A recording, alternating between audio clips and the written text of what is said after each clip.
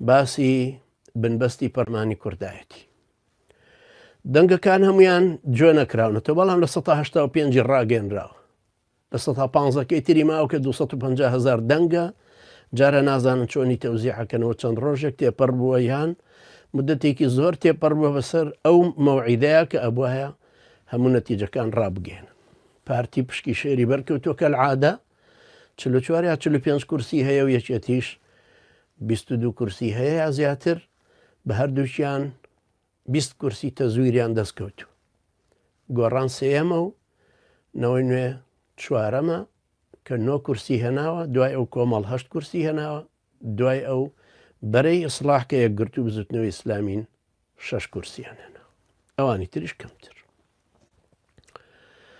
ئەمە ئەگەر نەتیجەکان هەروە بڕوا بمێنێتەوە، دیارە شکستێکی گەورەی بەرهەڵسکاران، واتە ئەوانەی کە بەرامبەر بە پارتی وێچێتی بوون شکستێکی گەوریان هێناوە و وەکو ئەیبیستین لەم چەند ڕۆژەیەکە هەم لە نەوەی نوێوە، هەم لە گۆڕان و هەم لە هەندێک لە ئیسلامیەکان، هەندێکیشیان، چونکە هێشتا ئەوانە نەگەیشتنەوە یەقینەی کە گۆڕان پێگەیشتووە، کە ئەڵێن زۆر دوور نییە کە کاری پەرلەمانی و هەڵبژاردن وەکو وەسیلەیەکی گۆڕانکاری گەیشتوێتە بنبەست لە کوردستان.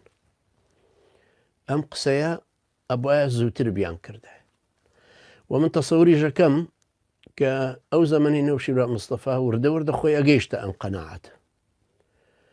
بەڵامی تر دیارە ئەجەل هاتوو، پاش ئەویش دەرکەوت کە دیارە بە تەکید کوردایەتی گەیشتوتە بنبەست لە هەموو جۆرە ئیدارەی دەوڵەت و ئاڕاستەکردنی کۆمەڵگە و پاراستنی خاک و خەڵک و خوێن و خەبات کە هەر چوار خاکەی فرۆشتە و دەمێکە کۆتایی پێهێناوە.